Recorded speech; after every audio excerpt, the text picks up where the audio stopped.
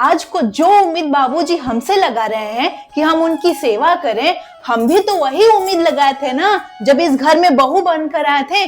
तब तो बाबूजी ने सरेआम ऐलान कर दिया था कि मेरा तो सिर्फ एक ही बेटा है जी, संजू उर्फ राजन सिंह।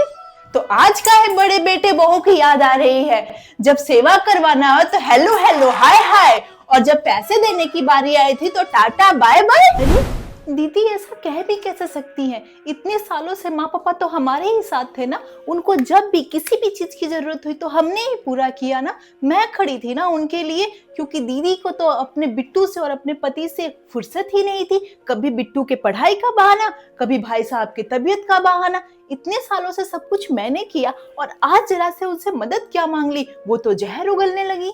अब वो हमें सिखाएंगी कि रिश्तेदारी क्या होती है। अरे जिस दिन से इस घर में कदम रखे थे उस दिन से दृढ़ निश्चय कर लिया था कि मुझे माफ करना ओ साईं राम, तुझसे पहले लूंगी मम्मी जी और पापा जी का नाम। लेकिन मुझे जब पता चला कि दुश्मन न करे दोस्त ने वो काम किया है और उम्र भर का गम हमें इनाम दिया है, तब मैं समझ गई ये दुनिया ये महफिल मेरे काम की नहीं, मेरे काम की नहीं। अरे लाइफ क्या सिर्फ दीदी की है? मेरी कोई लाइफ नहीं है? मेरा मन नहीं होता था कि मैं यहाँ जाऊं वहां जाऊं, शादी के बाद यहाँ घूमूं वहां घूमूं। शादी से पहले तो बहुत कहती थी दीदी कि बहनें बनकर रहेंगे, पर मुझे क्या पता था कि वो सौतेली बहन बनने की बात कर रही हैं।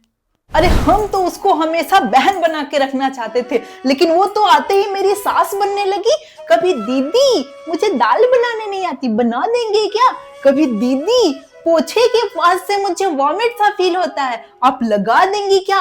पहले पहले तो हमको भी समझ में नहीं आया, हम बच्चा समझ के सब काम करवा देते थे कि चलो करवा देते, नहीं आता होगा। बाद में हमको रियलाइज हुआ कि अरे ये तो सेल्फ रिस्पेक्ट के साथ खिलवाड़ हो रहा है, मैं तो भाभी माँ से दाई माँ बनते जा रही हूँ। तब हम अपना वो रूप दिखाएं जो तुम लोग देखना नहीं चाहते थे और हम दिखाना नहीं चाहते थे। नहीं आता था मुझे उस समय, नई नई ब्याह कराई थी मैं और हेल्प ही मांगती थी ना। और चलो मान लिया आपने किया, तो कितने दिन किया? 1 साल 2 साल? पर क्या आप उससे पहले नहीं करती थी? खूब करती थी, सब करती थी, और इसलिए करती थी ताकि पापा मम्मी की नजरों में अच्छी बनी रहे। और जब जमीन की हिस्सेदारी की बात आई तो गिना गिना के सब कुछ अपने नाम करवा सके। वो तो पापा जी समझदार निकले और आपके इरादों को भाप गए और आपको पहले से ही बेदखल कर दिया। दुनिया में बस 2 ही होशियार लोग हुए हैं, एक संगीता देवी और एक हमारे पूज्य ससुर जी। तो फिर मैं जानना चाहती हूँ कि क्यों आज इस मूर्ख महिला की याद आ रही है सबको? जब 2 महान व्यक्ति एक साथ रहते हैं तो क्यों नहीं एक महान, समझदार, पढ़ी लिखी और बहुत ही प्यारी बहू अपने महान, होशियार, पढ़े लिखे ससुर की सेवा क्यों नहीं कर पा रही है? मैं बताती हूँ क्यों। क्योंकि तुम लोगों ने कभी मुझे अपने जैसा समझा ही नहीं, हमेशा अपने से नीच, छोटा और छोटी बुद्धि वाला समझा है। पर मैं आपको बता दूं होशियार महिला, मैं आपको बता दूं कि जिसे आप मूर्ख व्यक्ति समझती हैं, मूर्ख महिला समझती हैं, मैं भाभी आपकी एमए ग्रेजुएट हूँ और पॉलिटिकल ऑनर्स रहा है मेरा विद पटन पादन कॉलेज। हाँ पढ़ी होगी आपने पॉलिटिक्स, बिल्कुल आपने पॉलिटिक्स की पढ़ाई की होगी, तभी तो आप घर में भी पॉलिटिक्स ही कर रही हैं। अरे आप इतना ही समझ जाती कि घर पर राज करने के लिए वहां रहने वाले लोगों का दिल जीतना होता है, पॉलिटिक्स नहीं करना होता। अरे खूब जीतो दिल संगीता देवी, किडनी गुर्दा सब जीत लो, मुझे नहीं जीतना किसी का दिल। अरे दिल जीतते जीतते तो उम्र निकल गई हमारी, सारे शौक हमारे पानी हो गए।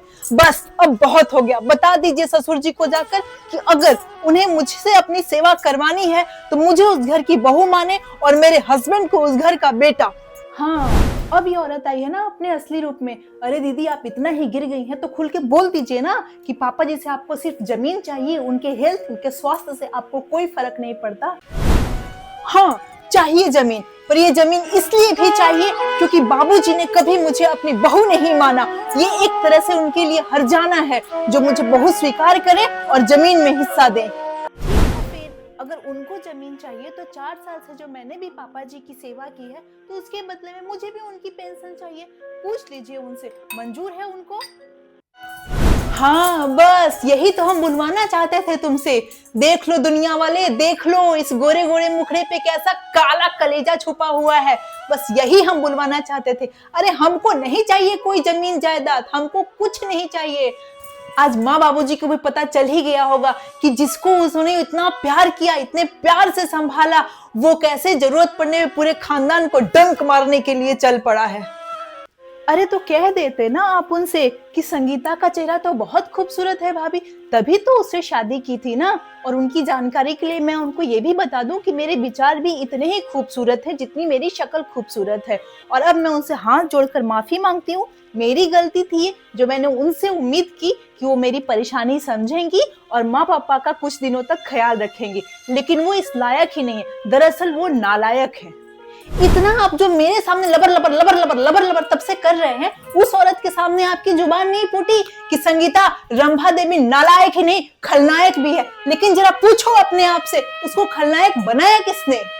संगीता को कुछ भी पूछने की जरूरत नहीं है रंभा देवी, बल्कि समझने की जरूरत आपको है कि आपने इस परिवार के लिए क्या किया है। क्या किया? मैंने इस घर के लिए क्या किया? अरे ये पूछो सुनीता देवी कि क्या नहीं किया, क्या नहीं किया मैंने इस घर के लिए। जब आए थे दुल्हन बनकर, हाथ की मेहंदी नहीं छुटी थी कि इस घर के आवभगत में खुद को झोंक दिया, अपने आप को झुलसा दिया इस घर की मान प्रतिष्ठा और इज्जत के लिए। पर बदले में हमको क्या मिला? सिर्फ बेइज्जती और अपमान। अब ये है कि रंभा देवी के माँ बाबूजी को रंभा देवी की जरूरत है, तो रंभा देवी बिना कोई इफ, बिना कोई बट के उनके सेवा के लिए तत्पर है, तैयार है। No if no but. उनको बोल दीजिए कि बस करें, अब जरूरत नहीं है उनके ड्रामे की। इतनी बेइज्जती करने के बाद, नागिन की तरह ऐसे जहर उगलने के बाद महात्मा गांधी बनने की बिल्कुल जरूरत नहीं है उनको। मुझसे गलती हो गई है कि मैंने पूछ लिया उनको, लेकिन अब मैं खुद ही से सब कुछ संभाल लूंगी। हाँ मैं हूँ नागिन, वो लोग तो बड़े नेवला है ना, तो फिर करें नेवला परिवार माँ बाबूजी की सेवा। फिर क्यों इस नागिन की जरूरत पड़ गई उनको? अरे गलती हो गई मुझसे, उसके लिए मैं तहे दिल से उनसे माफी मांगती हूँ। जाके कह दीजिए रंभा देवी से कि वो अपने खंभे जैसे पति के साथ जीवन जिए। मैं अपने परिवार को देख लूंगी, संभाल लूंगी। अरे संभाल कितना रही है वो तो दिख ही रहा है। अब बस मेरा कोई मुंह ना खुलवाए। वही बाबूजी जब हमारे साथ रहते थे तो कैसे हट्टे कट्टे और स्वस्थ रहते थे, आज देखो कैसे कच्चे शीशे की तरह है। एक हवा चली नहीं कि टूट के बिखर जाए।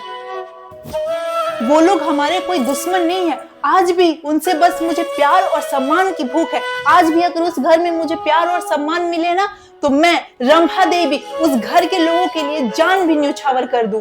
यही गलतफहमी तो मिटानी है उनको। प्यार और सम्मान उनका आज भी उतना ही है, लेकिन ये तो उन्होंने अपने मन से मान लिया है और इसका कोई इलाज नहीं है। वरना पापा जी तो आज भी भैया और भाभी को उतना ही याद करते हैं जितना पहले किया करते थे। याद किसने किसको कितना किया ये मुझसे बेहतर कोई नहीं जानता है। इतने ही अच्छे होते ना तो आज ये स्थिति आती ही नहीं कि मुझे घर छोड़कर आना पड़ता। खैर, सब कुछ होने के बाद भी आज बाबूजी से ये कह दीजिएगा कि चूंकि आज उनको मेरी जरूरत है, रंभा देवी उनकी सेवा करने के लिए तैयार है। साथ में संगीता से भी कह दीजिएगा कि उसके बीएड की परीक्षा है, जाए दे, मैं माँ पापा को संभाल लूंगी, उनकी देखभाल कर लूंगी, और वो आए तो दोनों बच्चों को साथ में घर लेकर आए। अरे मेरा भी मन होता है उनसे मिलने का, गोद में खिलाया है उनको। Thanks for watching.